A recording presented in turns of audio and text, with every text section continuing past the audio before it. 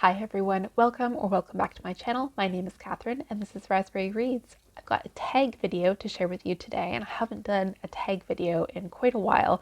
So thank you very much to Nikki over at My Messy Bookshelf for tagging me in this video. So the Travel the World tag was created by Cliff over at Cliff's Dark Gems. And from what I can understand, Cliff has traveled extensively throughout his life and then based these prompts off of the locations that he's visited around the globe. I thought it looked like a really interesting tag, and I just felt that I should, throw my hat into the ring, so to speak, and add my contributions.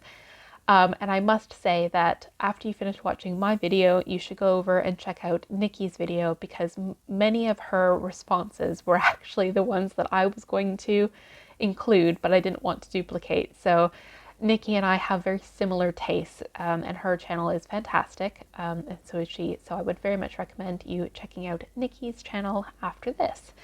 But yeah, let's just get into the prompts, shall we? So the first prompt is the location of the UK and the Republic of Ireland, known for history, culture, arts, and literature. Talk about an older book or classic that you have read and loved. So I went for a book set in the UK, which is The Wind in the Willows by Kenneth Grahame. And this is such a classic. And the reason why I thought of this one is that it's very spring in its setting, spring season. And it very much focuses on the beauty of the English landscape, the English countryside. It's similar to, I guess, like the Cotswolds vibe, and I live quite close to the Cotswolds, and it's just a delightful story. So yeah, an absolute classic. It's more of a more recent classic. I don't know when this was written, but 1933, so it's not like a ye old book, but I love The Wind in the Willows. I have read it multiple times to myself, and I've read it to my daughter. Yeah, you can't go wrong with The Wind in the Willows around the springtime. The second prompt is Australia, beautiful country with wildlife found nowhere else on Earth. Talk about a book that has an original and unique premise. So I don't think this will come. My book's falling down. This will come as a huge surprise, but I went for Piranesi.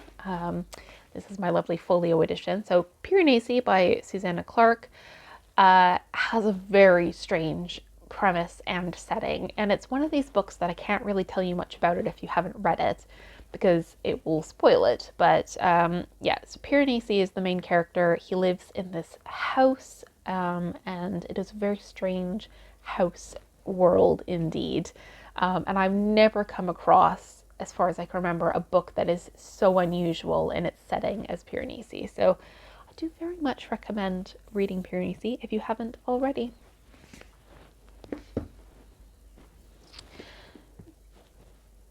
The third prompt is New Zealand, a land of breathtaking beauty. Talk about a book, fiction or non-fiction, where the setting, real or imagined, is so stunning that you want to live there.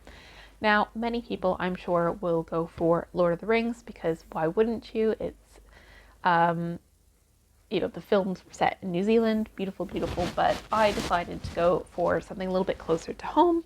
And I went for Anne of Green Gables by Lucy Maud Montgomery. So this is a Canadian classic, and it's set on the island of Prince Edward Island, PEI.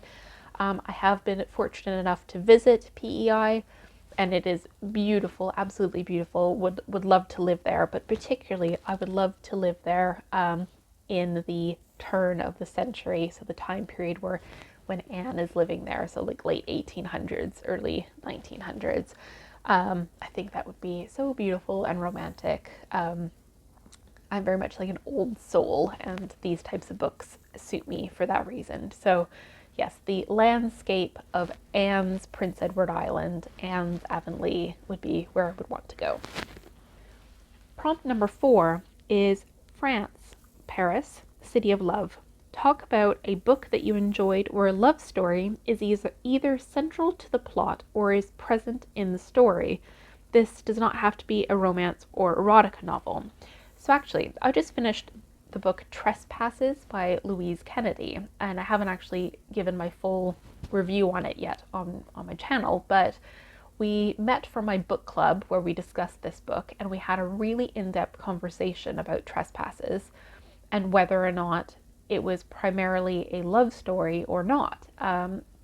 So Trespasses is set in Northern Ireland, mainly around Belfast during the Troubles, and much of the book focuses on how the Troubles affected daily life for the people who were living in Northern Ireland at the time. But there is also a love story that is central to the book, but one could argue is not the central element of it. So we had a lengthy discussion about, is it a romance or not? But yes, so this prompt just got me thinking about Trespasses, which was a fantastic book. I wouldn't necessarily recommend going into it if you want just a love story, because that's not the case. But if you want a story really shedding light on a time period where there is a romance component, then I could recommend it. The next prompt number 5 is Germany Oktoberfest, the world's largest beer festival. Name and talk about a book where wild celebrations and crazy parties are part of the storyline. So, I mean, I don't tend to read a lot of books where there are rambunctious parties. I think some of the Sarah J. Maas, like ACOTAR books might have party scenes in them, but in general, I couldn't really think of anything off the top of my head. However, I couldn't not do this tag video without including Tolkien. So, The Hobbit by J.R.R. Tolkien has a scene towards the beginning of it. My books keep falling down, I'm sorry. Has a scene towards the beginning of it where I think it's the first chapter where everybody's sort of coming to Bilbo's house, and then they have the big party before they set off on their adventure. So yeah, I went for that. I think there are also possibly other party scenes in this book as well. I can't remember off the top of my head, but yes, who wouldn't love a party, a send-off party set in the Shire? Prompt number 6 is Mexico, tourism and beaches. Name and talk about a book set on the coast or an island. So a few books came to mind. I was thinking of The Key, and yeah, among others. But the one that I was just like, well, I have to include this is Lord of the Flies by William Golding. So that's the classic where the group of boys are stranded on the island, and then chaos and anarchy ensues. So is that a delightful story about an island and beaches? I think kind of the vibe that this prompt was going for. No, but if you know me and my bookish tastes, I like dystopian, and The Lord of the Flies is one of my favorites. So let's just go with that for the island and beaches. I think there's some beach scenes as well in that book. Okay, so the next book next prompt rather, is Italy, cuisine, fine food, and wine. Talk about a book, fiction or nonfiction, where food and or drink is central to the plot. Again, I kind of struggled with this one, but I read a book probably 6 years ago or so. I think I read it in the pandemic or just before, called Taste. And I'm going to have to put a screenshot up because I can't remember the author, but my lovely colleague at the time gave me a secondhand copy of the book Taste that she had found at a charity shop. And Taste was all about the culinary history of England.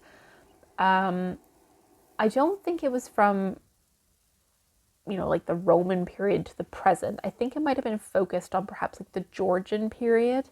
But in any case, that book, The History of Food in England, was really interesting.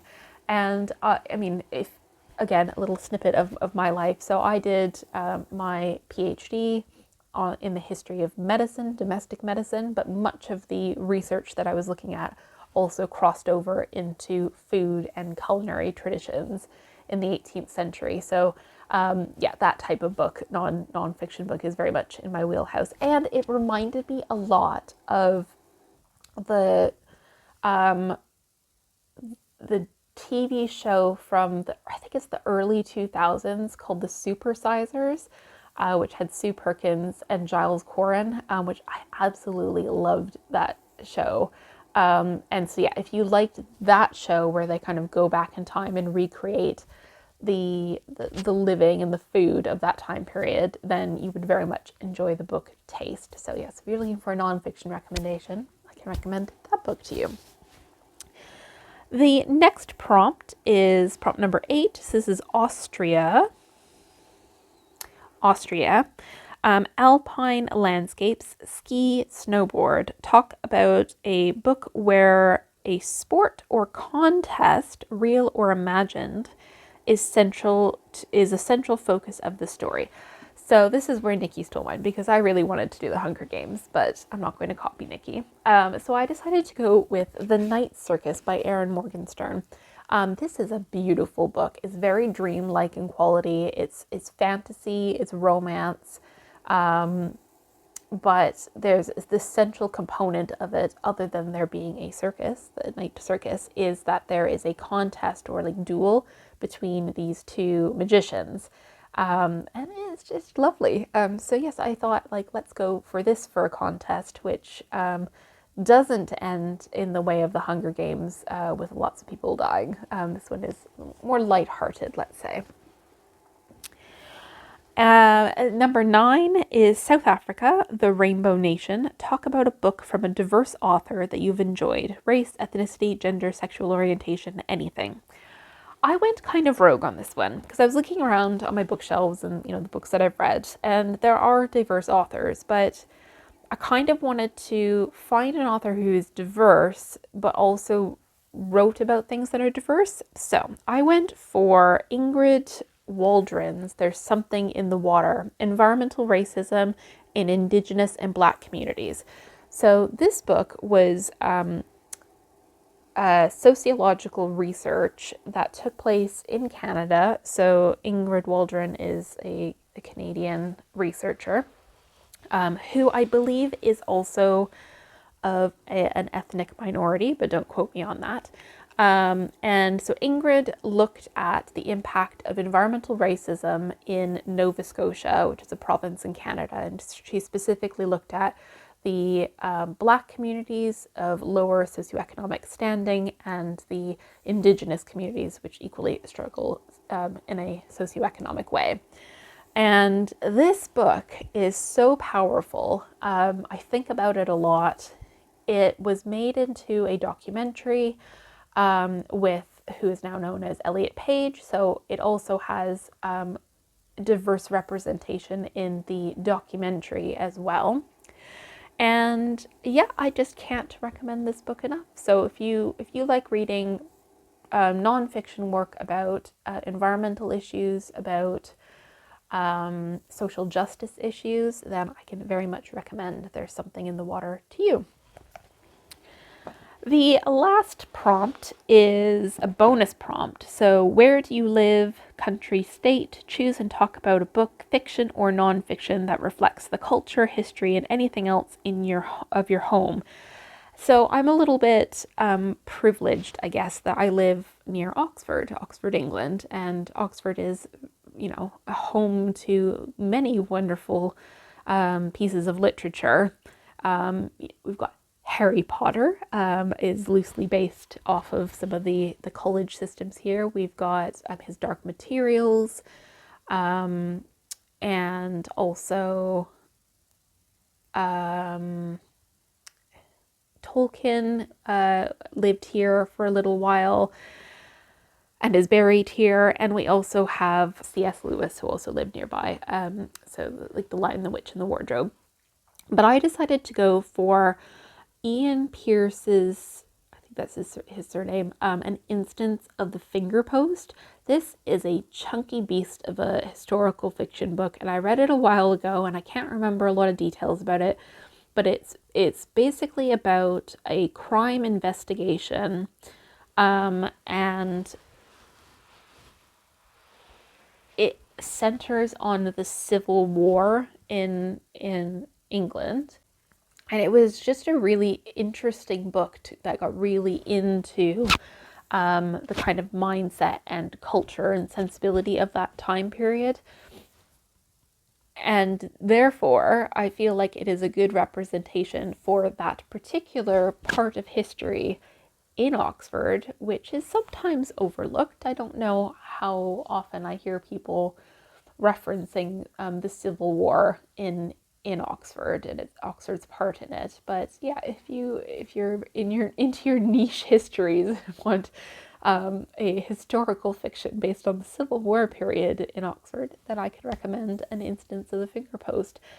Just go into it knowing that it is a very dense book, and it'll take you a while to get through. So yeah, those are my answers to the 9 questions. The 10th one is to tag other people. And I always hesitate with this because I don't want to double tag people, but I'm going to tag Ellen because I'm not sure if she's been tagged in this or not. And I would also like to tag Savage Reads. Her name escapes me entirely, but she lives in Spain and also does like lots of knitting and crochet projects.